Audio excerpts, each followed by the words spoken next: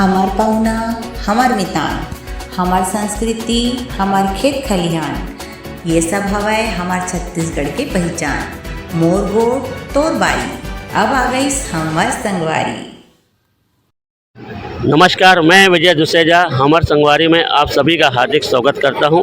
आज की खबर है झूलेलाल मंदिर झूलेलाल नगर चक्करभाटा से चेटीचंद महोत्सव के दूसरे दिन पल्लव की रात का कार्यक्रम झूलेलाल मंदिर में मनाया जाता है। आइए चर्चा करते हैं संत साईंलाल दास जी से कि आज के कार्यक्रम में क्या क्या सांस्कृतिक कार्यक्रम हुआ और इसके बारे में। साईं जी, जय झूलेलाल। आज जो पल्लव की रात कार्यक्रम आयोजन किया गया, इसमें क्या क्या सांस्कृतिक कार्यक्रम किया गया और क्या क्या संदेश दिया गया कार्यक्रम के माध्यम से?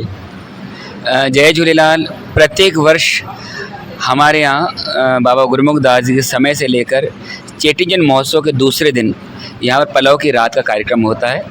और पिछले कुछ वर्षों से हमने थोड़ा सा कार्यक्रम में थोड़ा परिवर्तन किया है। बच्चों के द्वारा सांस्कृतिक कार्यक्रम और यहाँ की सिंधी महिला मंडल और झूलेलाल सखी सहेली ग्रुप के तत्वाधान में, संयुक्त तत्वाधान में कार्यक्रम होता है। और इस कार्यक्रम का उद्देश्य ये रहता है कि जो बच्चे अपनी संस्कृति से जुड़े, भाषा से जुड़े, संस्कारों से जुड़े, इसी उद्देश्य के साथ यहाँ पर सांस्कृतिक कार्यक्रम आयोजन होता है। आज के इस कार्यक्रम में जो प्रमुख एक भजन जो प्रमुख रूप से चला, ये भजन ये था कि न डिस्को वेंदासी न होटल वेंदासी, 9 साल झूलेलाल जी मंदिर ते मनाइंदासी। अर्थात हम 9 वर्ष की शुरुआत जो है, हमको होटलों में नहीं जाना है, कहीं डिस्को में नहीं जाना है, गलत जगहों पे नहीं जाना है, बल्कि अपने इष्ट देवता के साथ अपने 9 वर्ष की शुरुआत करनी है। आज के कार्यक्रम का मूल उद्देश्य, मूल बिंदु यही था। और अनेक कार्यक्रम हुए जिसमें भाषा की कैसे बढ़ोतरी हो, संस्कृति जो हमारी पुरानी प्रथा है, रामावली पंचायत के द्वारा, वहाँ की महिला पंचायत के द्वारा जो एक पुराना हमारा नृत्य था जिसको हम लाडा कहते थे, परंतु आजकल के युग में ये इवेंट के रूप में बदल गया है। पहले कैसे लाडा करते थे, हम लेडीज संगीत करते थे, उस बात को यहाँ पर थोड़ा फोकस किया गया और लोगों को बहुत अच्छा लगा, मज़ा आया, आनंद आया पुरानी चीज़ों को देखकर। साईं, जब देखा जा रहा है कि चेटीचंद महोत्सव आता है तो पूरे देश भर में सिंधी समाज हर्षोल्लास से मनाता है, बाकी समय क्यों नहीं सिंधी समाज झूलेलाल भगवान से जुड़ता है, इस तरह क्यों नहीं मनाता है? एक्चुअल क्या रहता है कि देखो, कुछ चीज़ों में पहले तो क्या हो कि 1947 से लेकर पार्टीशन के बाद समाज को अपने पाँव में खड़े होने के लिए एक लंबा अंतराल लगा। और उस अंतराल के बीच में 1947 से लेकर अभी तक, इसके बीच में समाज का बहुत डाइवर्शन हो गया। हमारा समाज पंथों में थोड़ा सा भटक गया। कोई बात नहीं, हम किसी गुरु की अवहेलना नहीं करते हैं, परंतु याद रखना, जिस पंथ को हम फॉलो करते हैं, यदि जिस पंथ के धर्म गुरु जिस समाज से जुड़े हुए हैं, जिस धर्म से जुड़े हुए हैं, वो अपने धर्म की बात करेंगे, अपने त्योहारों की बात करेंगे, अपने पर्व की बात करेंगे, तो हमारे समाज का थोड़ा सा ऐसा कह सकते हैं कि जो हमारे समाज के संतों से उनका लगाव टूट गया था, आज भी है, परंतु वापस जुड़ा हुआ है। और कि समाज को भगवान झूलेलाल से जोड़ें। पहले तो ऐसा था कि लोग साल में एक बार जाते थे भगवान झूलेलाल के मंदिर में, कम से कम। अब साईं जी, पहले अभी जो चेटीचंद महोत्सव आया है उसमें देखा जाए सिंधी समाज बढ़ चढ़ के हिस्सा ले रहा है और भगवान झूलेलाल को मान रहा है, लेकिन सिर्फ साल में 3-4 दिन ही क्यों, साल भर क्यों नहीं सिंधी समाज चेटीचंद उत्सव की तरह भगवान झूलेलाल को मानता है और मंदिर में जाए, आराधना करें, बरहाना साहब निकलाएँ? पहले 1947 के पार्टीशन के बाद थोड़ा समाज को अपने आप को पाँव पर खड़े होने के लिए थोड़ा समय लग गया और उस समय थोड़ा सा भटकाव हो गया था। बीच में लोग इधर उधर थोड़ा जाने लगे थे, परंतु अभी सोशल मीडिया, टेलीविज़न, और मैं देख रहा हूँ अभी कुछ समय से समाज का भगवान झूलेलाल के प्रति बहुत प्रेम बढ़ा है, बहुत प्यार बढ़ा है।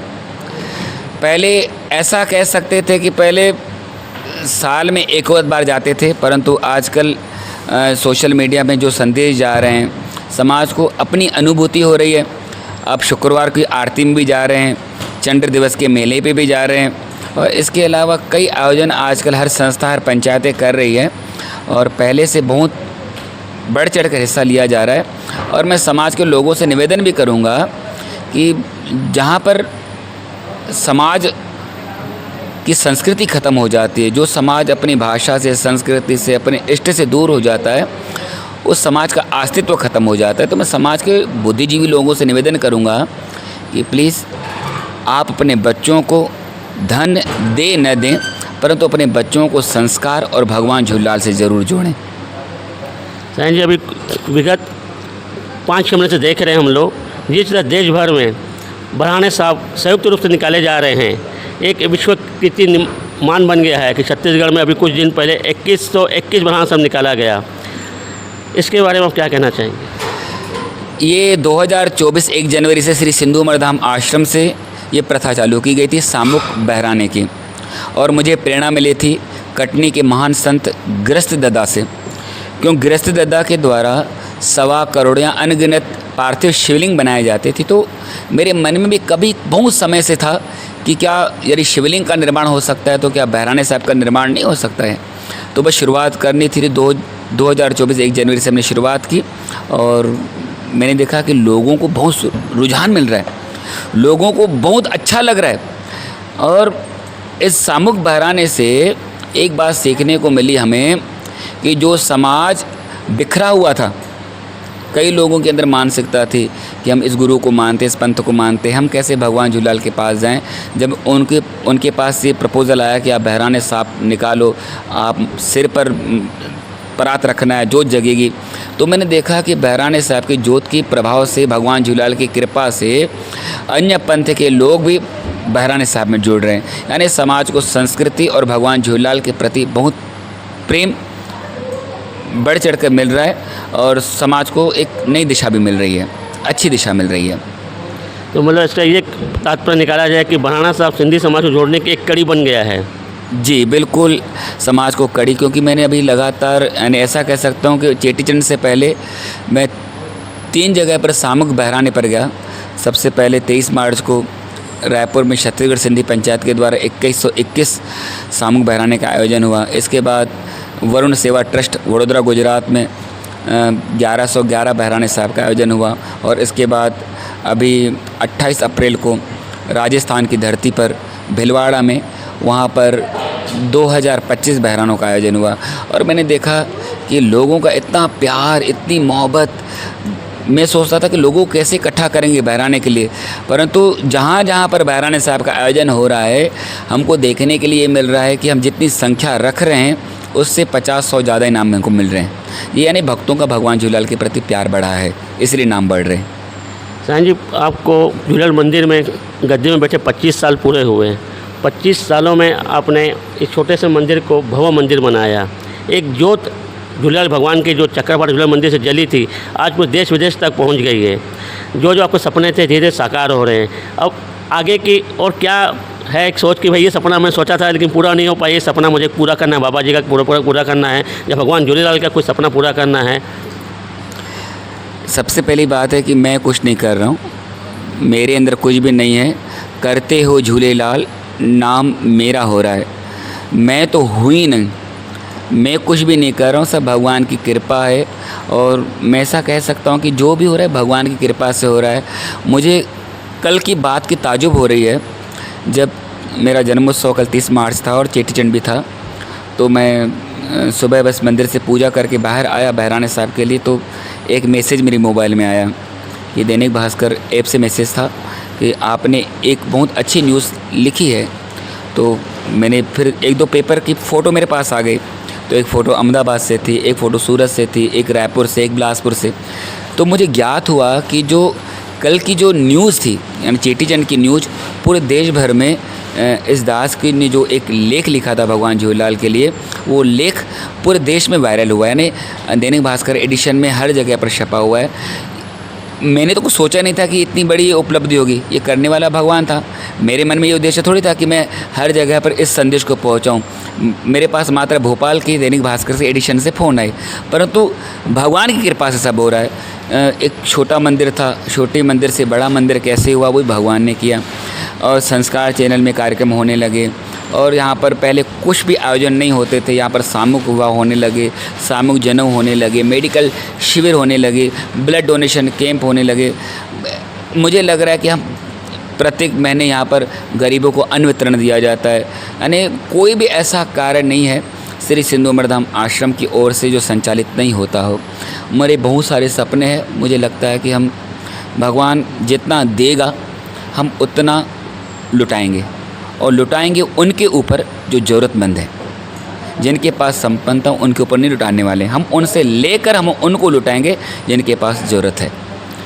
वो हर चीज़ में हो, वो रोटी हो, कपड़ा हो, मकान हो, दवाई हो, जो धीरे धीरे, क्योंकि एकदम से नहीं होने वाला है, क्योंकि एक समय के साथ होता है, उसके लिए जगह भी चाहिए। अब भगवान की कृपा है वो भी हो रहा है धीरे धीरे। तो बस बहुत सारी चीज़ें हैं, और बस भगवान के चरणों में प्रार्थना रखते हैं कि भगवान हमको ऐसी शक्ति दे कि हम दूसरों का कल्याण कर सके, गरीबों का भला हो सके। जो उनको तकलीफ़ है वो भी ऐसे वो भी हो रहा है धीरे धीरे। तो बस बहुत सारी चीज़ें हैं, और बस भगवान के चरणों में प्रार्थना रखते हैं कि भगवान हमको ऐसी शक्ति दे कि हम दूसरों का कल्याण कर सके, गरीबों का भला हो सके। जो उनको तकलीफ़ है वो भी ऐसे अच्छी ज़िंदगी जी सकें। जिनके बच्चे छोटे स्कूल में पढ़ रहे हैं, बहुत सारी बातें हैं कि हम उन बच्चों को शिक्षा के लिए भी हम कर सकें, परंतु इसलिए थोड़ा सा धन का अभाव है आज भी। जितना धन बढ़ेगा उतनी सेवाएं बढ़ेंगी।